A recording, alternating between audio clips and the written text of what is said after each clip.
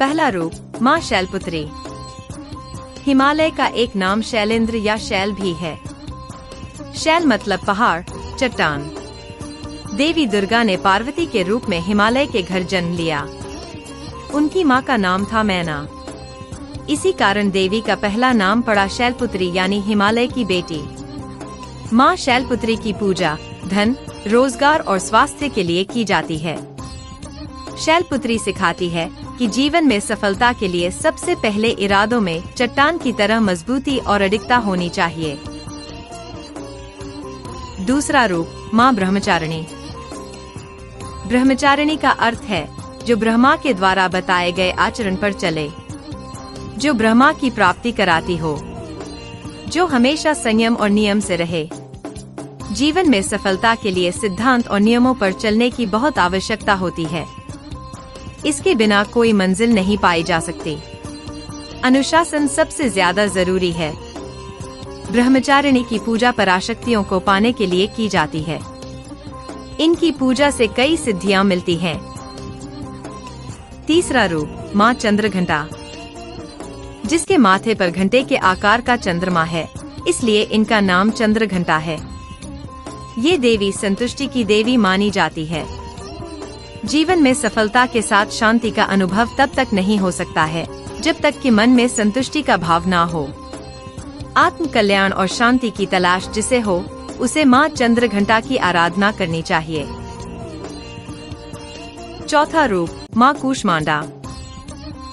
ग्रंथों के अनुसार इन्हीं देवी की मंद मुस्कान से अंड यानी ब्रह्मांड की रचना हुई थी।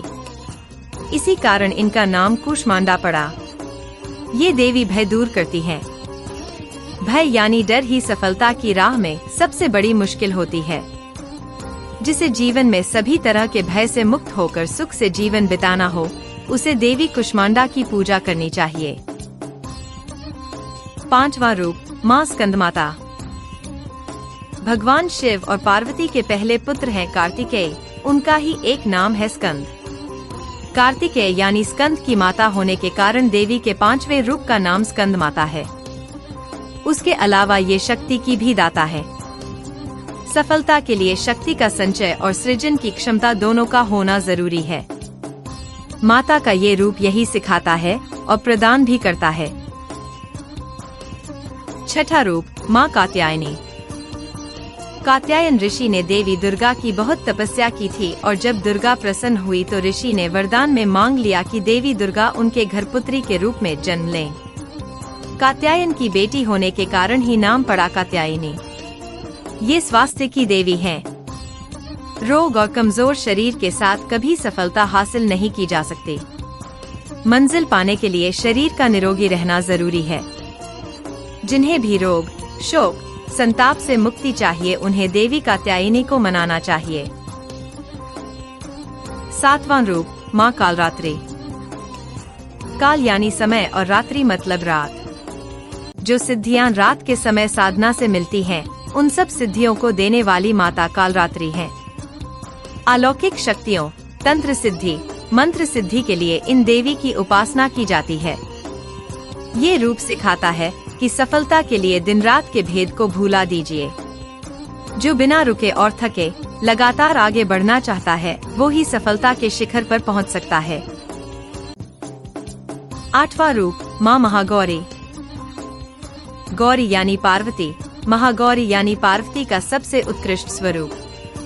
अपने पाप कर्मों के काले आवरण से मुक्ति पाने और आत्मा को फिर से पवित्र और स्वच्छ बनाने के लिए महागौरी की पूजा और तप किया जाता है। ये चरित्र की पवित्रता की प्रतीक देवी हैं। सफलता अगर कलंकित चरित्र के साथ मिलती है तो वो किसी काम की नहीं। चरित्र उज्ज्वल हो तो ही सफलता का सुख मिलता है। नवां रूप माँ सिद्धिदात्री। ये देवी सारी सिद्धियों का मूल है। देवी पुराण कहता है भगवान शिव ने देवी के इसी स्वरूप से कई सिद्धियां प्राप्त की। शिव के अर्धनारीश्वर स्वरूप में जो आदि देवी हैं, वो ये सिद्धिदात्री माता ही हैं। हर तरह की सफलता के लिए इन देवी की आराधना की जाती है। सिद्धि का अर्थ है कुशलता। कार्य में कुशलता और सलीका हो तो सफलता आसान हो जाती है। माँ दुर्गा आप सभी भक्तों का कल्याण करें। जय माता दी।